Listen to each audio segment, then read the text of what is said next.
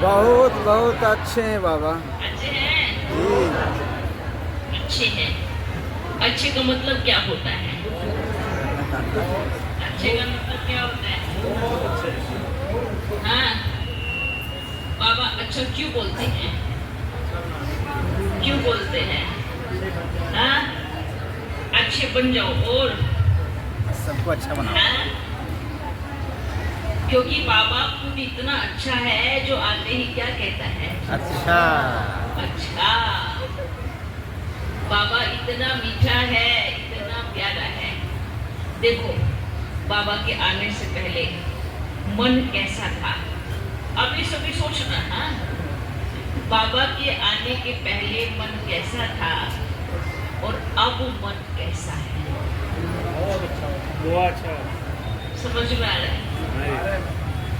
बाबा के आने के पहले मन में बहुत सवाल जवाब चल रहे थे। कहीं की कुछ नेगेटिविटी, कहीं की कुछ बुराई, कहीं का कुछ। पर जैसे ही बाबा आया, हाँ, और जैसे ही गया तो क्या किया? अच्छा मानो इतनी लंबी झाड़ू लेके आया और सबकी बुद्धि पे सफाई कर झाड़ू लगा करके लेके चला गया।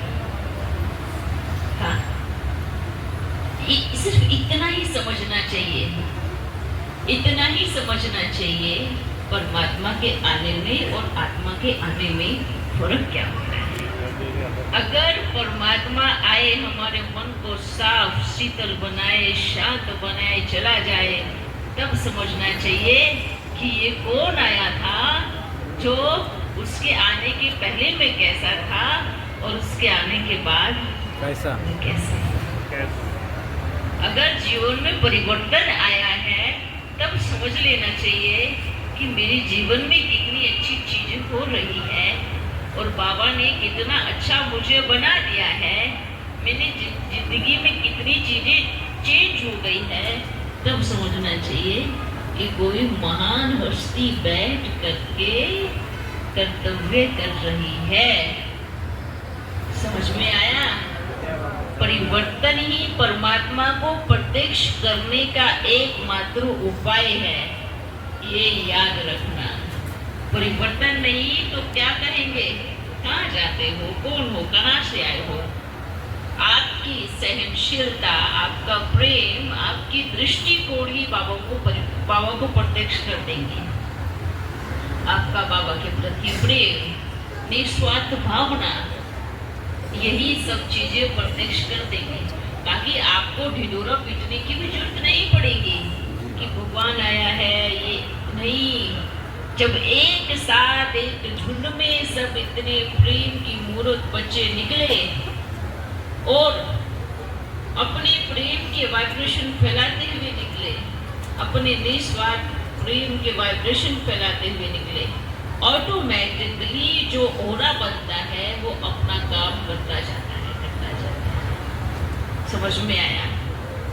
तो क्या अब ये पूछ रहे हैं, क्या ये भावना, ये परिवर्तन सभी ने किया है?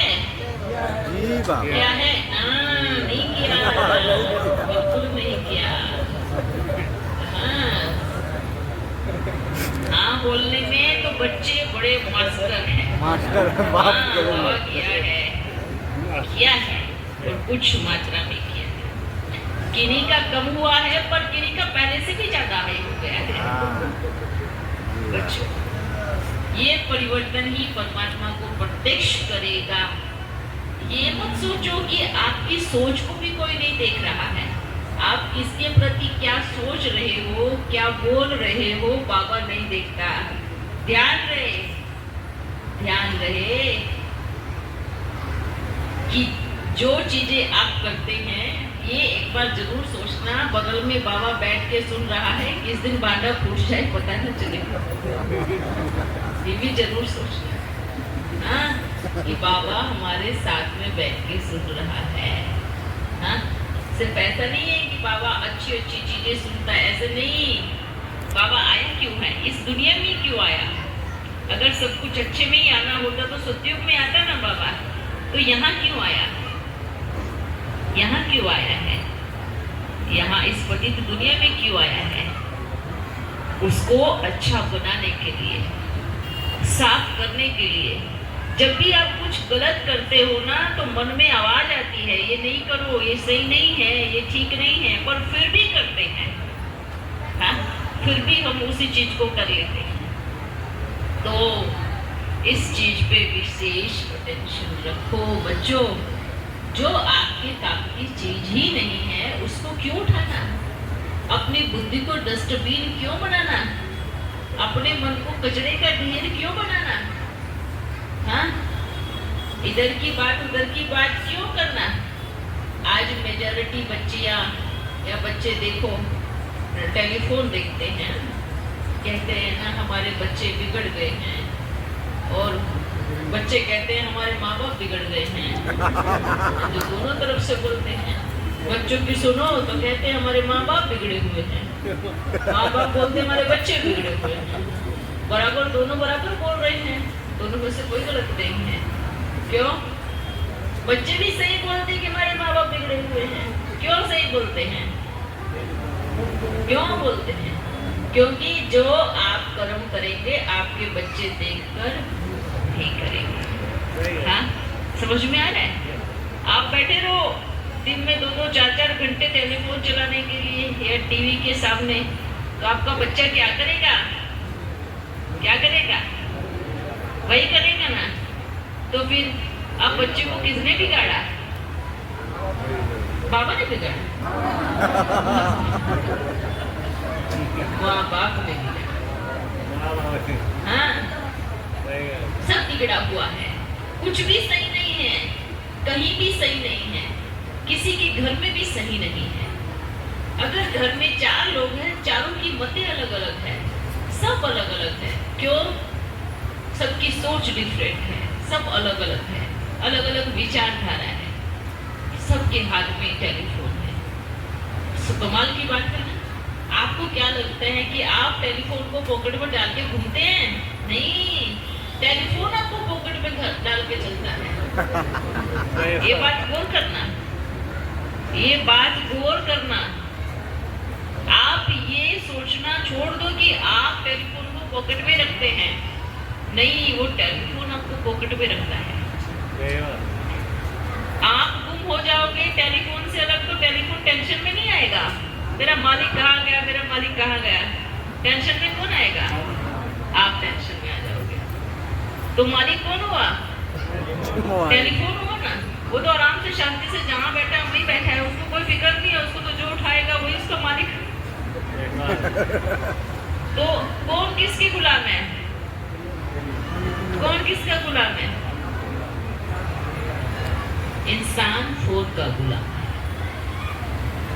टेलीफोन का गुलाम, नशे का गुलाम। नशा, नशा किसको बोलते हैं? जो भी आदत पड़ जाए, दारू की कहो, किसी व्यक्ति की कहो, या फोन की कहो, या धुआं फूकने की कहो, या गाली देने की कहो, या खाने की कहो, ये नशा है।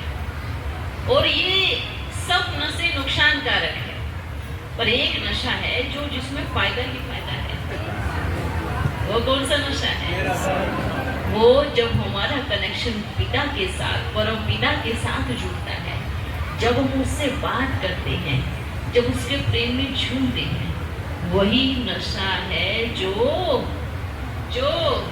फायदा करता है, सारे नशों को तोड़ देता है। एक नशा सब नशों को खत्म कर देता है।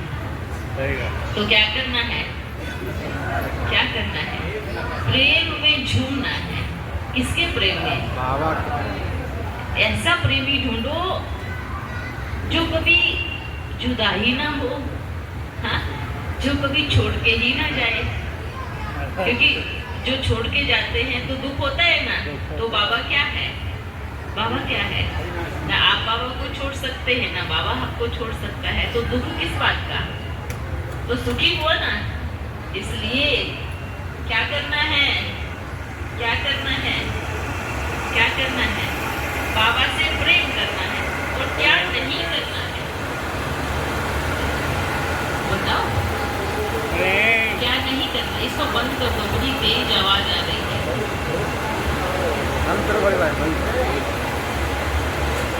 ऐसा लग रहा है उसके सामने बाजा लगाया हुआ है, वही आवाज कर रहा है। क्या नहीं करना है? टेलीफोन का गुलाम नहीं बनना है।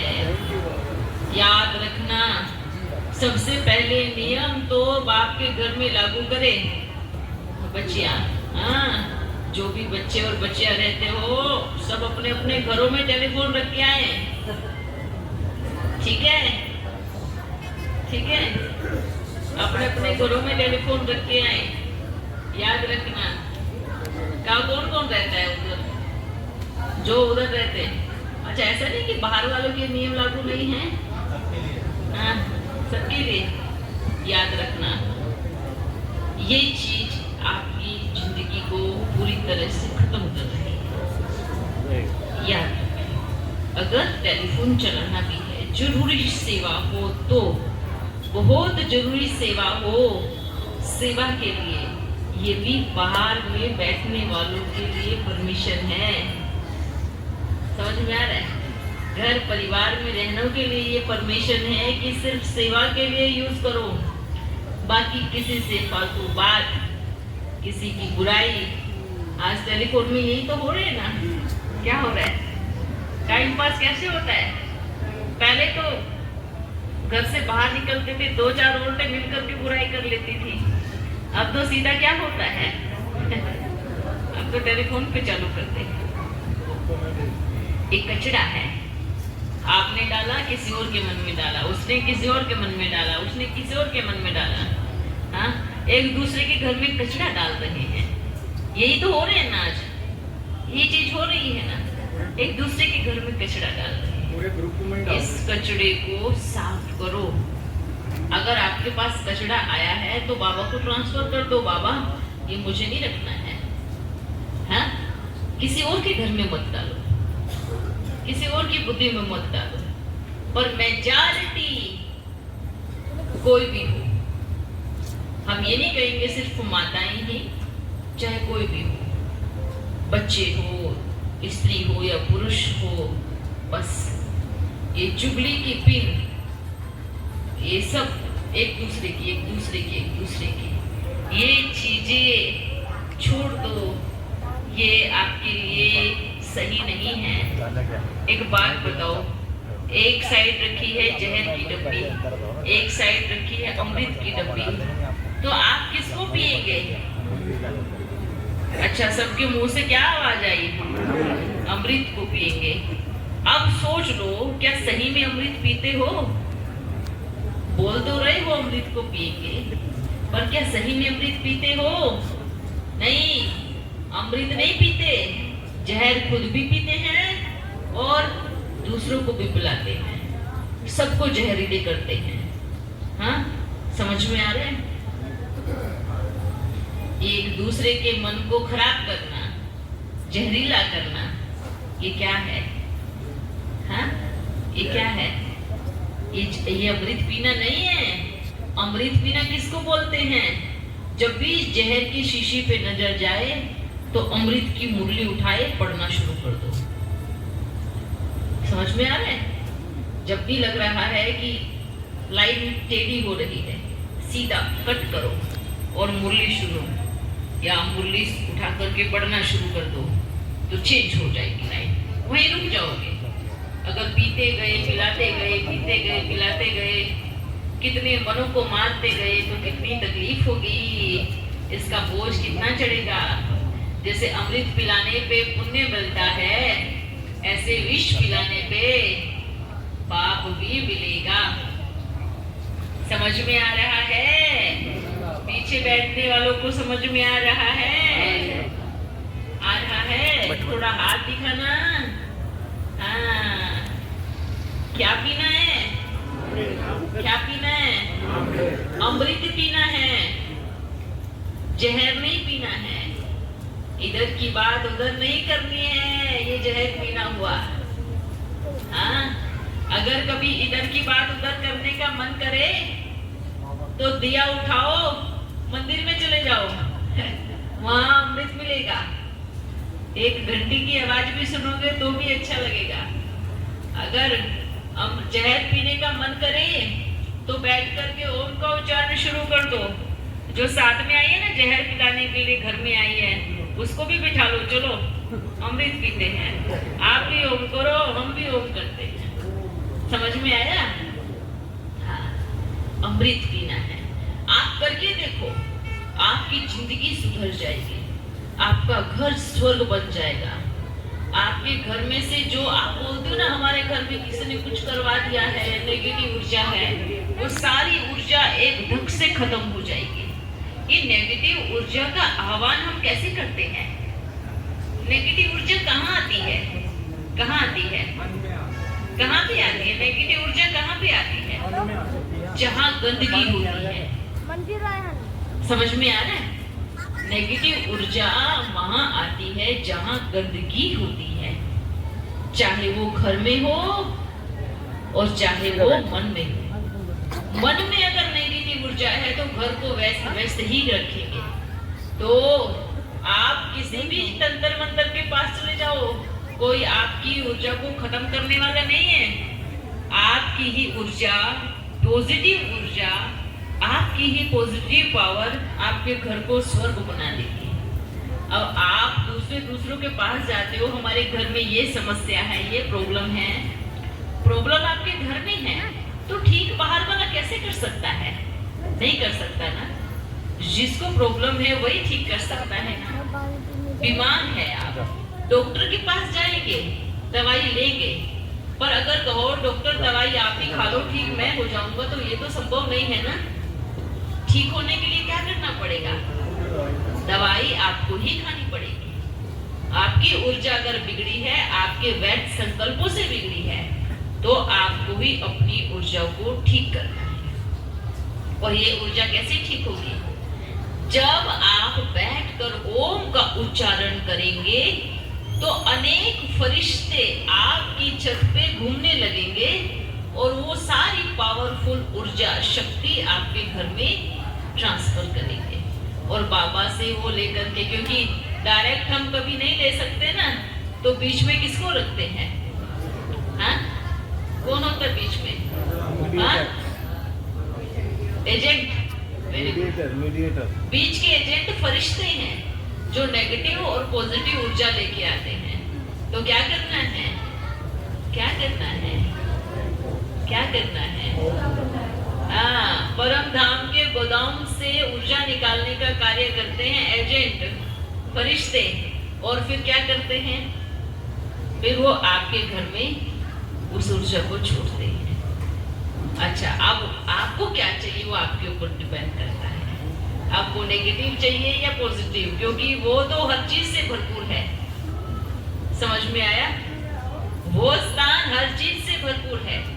जो आपको चाहिए, अगर आप सोचेंगे नेगेटिव निकाल के दूसरों के घर में डाल दो, तो भूल जाना, क्योंकि वो आपके घर में सबसे पहले आने वाली है। तो इसलिए सोचते हैं कि बच्चों को थोड़ा समझाए कि आप ही अपने घर को नरक भी बना सकते हैं, आप ही अपने घर को स्वर्ग भी बना सकते हैं। तो अब आपको क्या बनाना है? स्वर्ग कैसे बनेगा? कैसे बनेगा? बाबा की याद से। याद से अगर बाबा की याद होती है ना, तो कर्म ऑटोमेटिकली अच्छे होने लगते। आपको अपने आप को रिपीट नहीं कराना है, अच्छे कर्म करूं, अच्छे कर्म करूं, नहीं। ऑटोमेटिकली याद, जैसे कि किसी से प्रेम हो गया, वो कैसा है, वो कैसे खाता है, वो कैसे चलता है, वो कैसे बोलता है, वो क्या करता है, हम क्या करेंगे? उसकी कॉपी करेंगे, उसके संग में रख जाएंगे।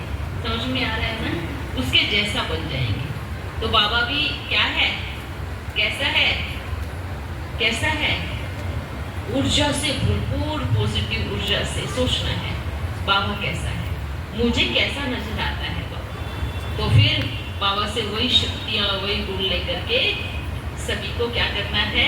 धारण करना। अच्छा बच्चों, काफी देर से बैठे हो ना, कोई बात नहीं, सबके पेट में चूहे कूद रहे होंगे खाने के लिए, कोई बात नहीं। आप सभी भोजन करो, आत्मा को भोजन दिया है, अभी इसको दो शरीर को भोजन दो। ठीक है बच्चों? अच्छा, आप सदा खुश रहो। बाबा का आशीर्वाद आप सभी के साथ रहे। मन चंगा तो कटौती में गंगा, ये याद रखना। अगर आपका मन अच्छा है, मन पावरफुल है, तो बस आपके कर्म ऑटोमेटिकली पावरफुल बन जाएंगे। हाँ,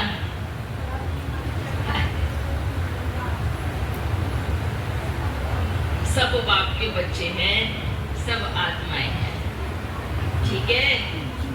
अच्छा बच्चों, फिर मिलेंगे।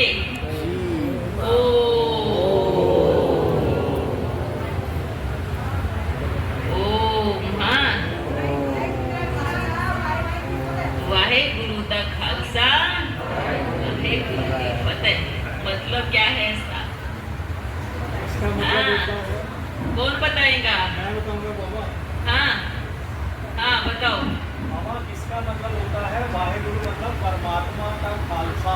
हाँ खालसा का मतलब है खालिश, जिसमें कोई विकार नहीं है। हाँ तो जो पवित्र होता है, जिसके अंदर कोई विकार नहीं होता है, उसी की फतेह होती है। उसका कनेक्शन ऊपर उसी की विजय होनी है। बहुत अच्छा है। अच्छा बच्चों, सभी अपना ध्यान रखना और बाप का भी ध्यान करना। आप बाप का ध्यान करेंगे तो बाप आप सबका ध्यान रखेगा। अच्छा, फिर मिलते हैं। ओ हाँ, क्या हुआ? हाँ, इधर ही बैठो ना, नीचे बिठाओ, सबको नीचे बिठाओ। हाँ, ऐसे बैठो। आप ये वही नहीं, खड़े हो जाओ। हाँ, ये कौन से वाले हैं? अब लिखा नहीं है किसी की भी शक्ल में पंजाब। हाँ हाँ, परम धाम वाले, स्वर्ग वाले। हाँ, क्या पंजाब लिखा है, कहाँ लुधियाना लिखा है? किसी के चेहरे पर लुधियाना नहीं लिखा। सब एक बच्चे। ठीक है? ये लुधियाना नाम किसने रखा? ये पंजाब नाम किसने रखा? हाँ, आपने रखा? नहीं, बाप ने रखा? जो इस स्थान पर रहने वाले थे, उन्होंने कुछ हिस्से का नाम रखा पंजाब, कुछ हिस्से का नाम रखा हरियाणा, दिल्ली, राजस्थान, गुजरात, ये सब नाम रखे हैं। बाकी है तो पूरा एक ही भारत ना। हाँ, तो हम लुधियाना वाले नहीं हैं, हम भारतवासी हैं। हम स्वर्ग की आत्माएं, देवी देवताएं हैं। ठीक है? अच्छा हाँ, क्या? अच्छा, फूल दे दो। ये फूल आप इसकी जगह ना, इसकी जगह आप अपने घरों में कहीं पर भी जहाँ प्रोग्राम होता है वहाँ एक दो पौधा जरूर लगाया करो। इसके जितने जितने पैसे आते हैं इसमें, क्योंकि ये वेस्ट है, इसका कुछ भी काम नहीं है, पर फिर भी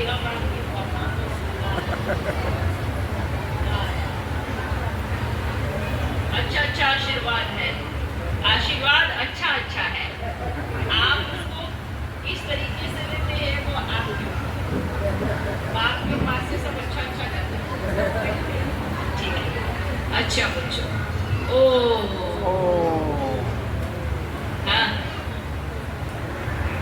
हाँ, सिर पर हाथ अगर एक के रखा तो हमारे बच्चे बहुत सारे। लेकिन फिर भी बाप का आशीर्वाद आप सभी के सिर पर पहुंच गया, पहुंच गया, पहुंच गया। वाह, बहुत प्यारी बच्ची है। हाँ, हमारी है ना, आप हमारे हो।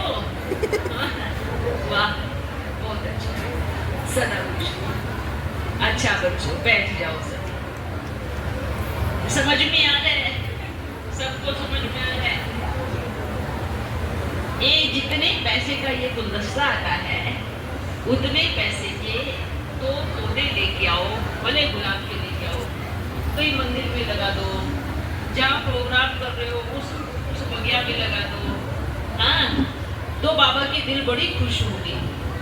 हाँ, अगर देना है हमें तो एक फूल देना। हाँ, एक फूल देना बस। पर बाकी का जितने का भी पैसा खर्च करते हैं, तो फूलों में जो खर्च करते हैं वो पौधों में खर्च करें, वहां पर लगाएं, ताकि वो और 10 फूल पैदा कर सके। ठीक है ना? और फिर भी आपका बहुत बहुत धन्यवाद। ये प्रतिकूल नहीं है आप बच्चों की भावना है। अच्छा बच्चों, फिर मिलते हैं। हमें आप सबसे मिलकर बड़ी खुशी हुई।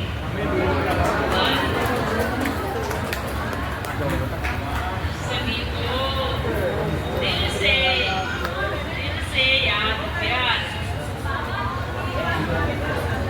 हाँ, नहीं आप हमें पकड़ नहीं पाएंगे,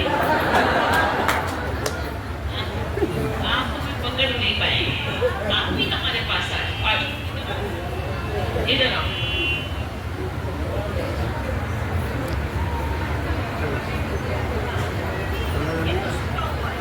ठीक है।